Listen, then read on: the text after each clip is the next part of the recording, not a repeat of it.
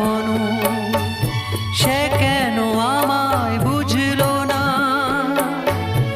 আমি তাকে ভালোবাসি এখনো। তার ব্যথা পাবি মোর ব্যথা, তার সুখে আমি হাসি এখনো, সে কেন আমায় বুঝলো